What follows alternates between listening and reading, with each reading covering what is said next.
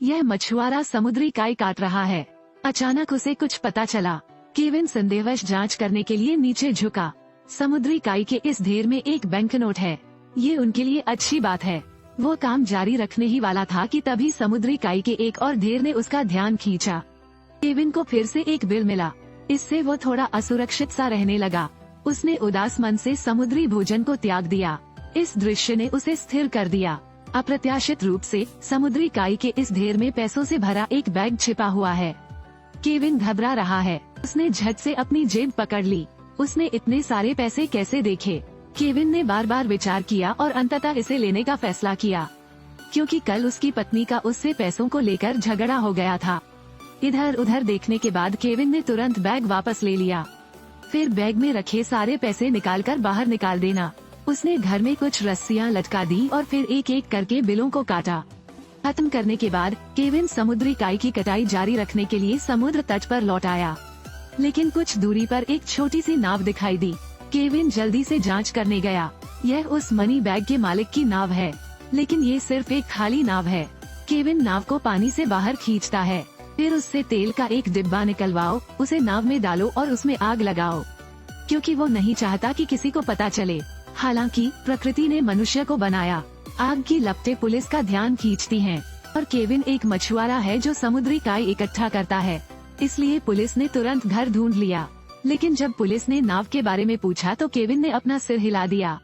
उन्होंने कहा कि उन्हें कुछ नहीं पता।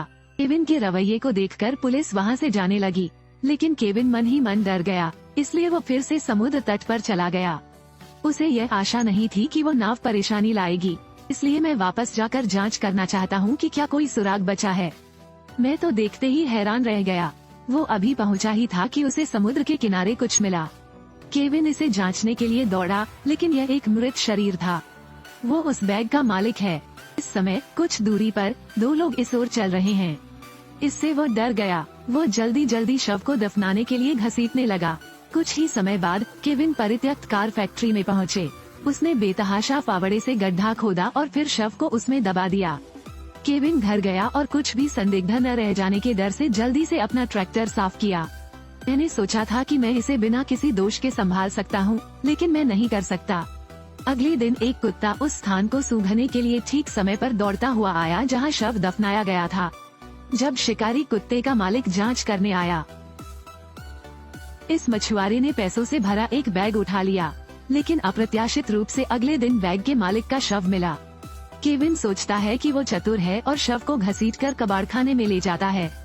उसने मूल रूप से सोचा था कि वो उस पैसे का आनंद ले सकता है, लेकिन शव एक शिकारी कुत्ते को मिल गया। शिकारी कुत्ते के मालिक ने तुरंत इसकी सूचना पुलिस को दी। जब केविन घर की मरम्मत कर रहा था तो उसने अक्सर पुलिस की गाड़ी को गुजरते देखा।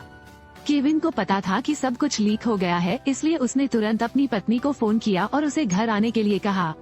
मैं अपने परिवार को यहाँ से बाहर ले जाना चाहता हूँ, लेकिन पुलिस के घटनास्थल पर पहुँचने के बाद उन्हें समुद्री काई मिली। यह उसे मछुआरे केविन की याद दिलाता है।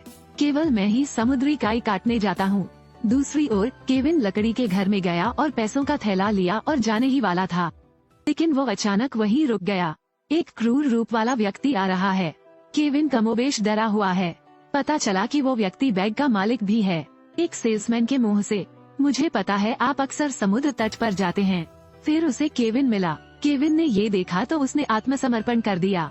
हालांकि वो थोड़ा अनिच्छुक था, फिर भी उसने पैसों का थैला ट्रॉय की ओर फेंक दिया।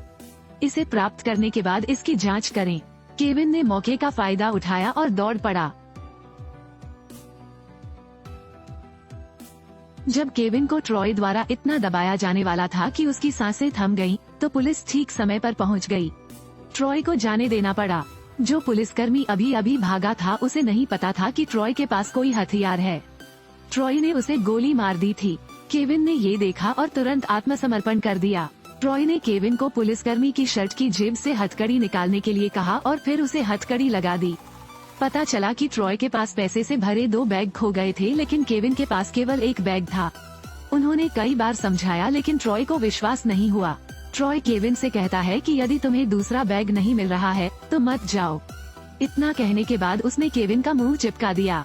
अगली सुबह ट्रॉय पैसों का बचा हुआ बैग ढूंढने के लिए समुद्र तट पर गया। लेकिन उन्हें केवल कुछ बिखरे हुए बिल मिले। अचानक मुझे दूर से एक मोटरसाइकिल की आवाज सुनाई दी। ट्रॉय घबरा गया और गुफा में चला गया। अंदर जाओ और आश्चर्यचकित हो जाओ।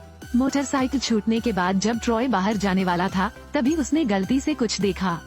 ये पैसे की बची हुई जेब थी जो उसने खो दी, लेकिन उसे लगा कि कुछ गड़बड़ है।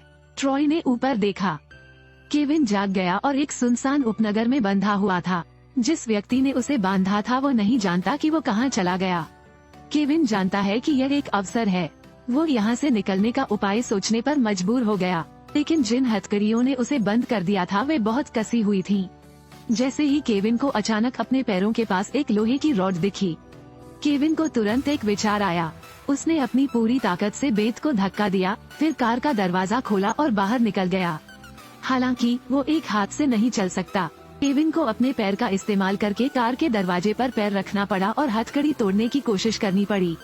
आखिरकार मुझे हथकड़ियों से छुटकारा मिल गया, लेकिन समुद्र तट पर उठाया गया पैसों का बैग अभी भी कार की डिक्की में बंद है। केविन ने पहले छुपने का फैसला किया। कुछ ही समय बाद ट्रॉय पैसों का बचा हुआ बैग लेकर वापस लौटा। उसने कार का दरवाजा खुला पाया और केविन भाग निकला। इससे वह तुरंत सतर्क हो गए। ट्रॉय ने अपनी बंदूक उठाई और चारों ओर देखा। उसे कोई दिखाई नहीं दिया। वो तुरंत वहां गया और जांच करने के लिए कार की डिक्की खोली। ये देखने के बाद कि पैसा अभी भी वही था, ट्रॉय ने राहत की सांस ली। जैसे ही उसने पैसों का बचा हुआ बैग डिक्की में रखा और निकलने ही वाला था, केविन ने देखा कि ट्रॉय को इतना पीटा जा रहा था कि वो अब हिल भी नहीं पा रहा था। वह भी डर गया था कि मैं इस तरह का काम कब से कर रहा हूँ। वो तुरंत ट्रॉय को बाहर निकालने में मदद करने गया, लेकिन ट्रॉय की फिर भी कोई प्रतिक्रिया नहीं हुई। वो बहुत डरा हुआ था। तभी अचानक ट्रॉय का फोन बजा। केविन ने फोन का उत्तर देने का साहस जुटाया। इसमें एक छोटी लड़की की आवाज थी जो डैडी को बुलाती रही। ऐसा लगता है जैसे ट्रॉय सिर्फ एक परिवार बढ़ाना चाहता है।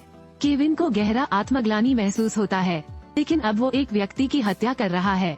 वो सोचता है कि यह सब उस पैसे के बारे में है। उसने पैसों से भरा थैला उठाया और समुद्र में फेंक दिया। अरे, मेरे लिए इसे उठाना कितना अच्छा रहेगा। बैग फेंकने के बाद केविन घर चला गया। उसकी पत्नी उसे गले लगाने के लिए दौड़ी। उसने यहाँ तक सोचा कि वो उससे मिल नहीं पाएगी, लेकिन जब केविन ने उसे बताया कि उसने पैसों के एक बैग के लिए लोगों को मार डाला, उसे वास्तविकता स्वीकार करने के लिए कुछ समय चाहिए। अपनी पत्नी को जाता देख केविन वही अवाक रह गया। सौभाग्य से पड़ोसी उत्साहपूर्वक सांत्वना देने आया, लेकिन इससे पहले कि वो कुछ कह पाती, उसे गोली मार दी गई। ये देखकर केविन ने अपना मुंह खोला। एक बूढ़ा आदमी बंदूक लेकर उसकी ओर बढ़ा। पत्नी भी जल्दी से बाहर निकलकर देखने लगी। ये पता चला कि जिम ट्रॉय का साथी है। उसने केविन की पत्नी पर बंदूक तान दी और उसे पैसे सौंपने की धमकी दी। केविन को घर में पैसे के बारे में झूठ बोलना पड़ा, लेकिन केविन की पत्नी को पता था कि घर में मूल रूप से कोई पैसा नहीं है। उसने जानबूझकर जिम से बात की ताकि केविन पीछे से चुपचाप हमला कर सके।